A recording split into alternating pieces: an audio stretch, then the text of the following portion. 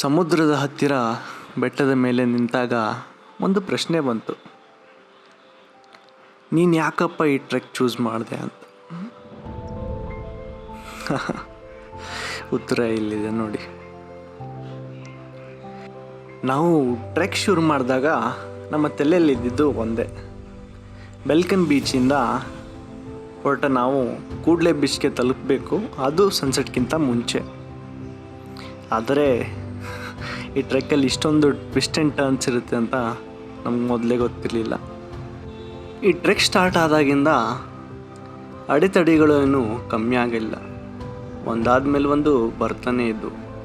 ಮೇಲೆ ಅಪಾರವಾದ ಬಿಸಿಲು, ಮಧ್ಯ ಟ್ರೆಕ್ಕಲ್ಲಿ ನೀರು ಖಾಲಿ, ಹೊಟ್ಟೆ ಹಸಿವು, ತಡ್ಕೊಳಕ್ಕಾಗ್ತಾ ಇರಲಿಲ್ಲ. ಆಮೇಲೆ ಏನಾಯಿತು? ಈ ಟ್ರೆಕ್ ಕಂಪ್ಲೀಟ್ ಆಯಿತಾ?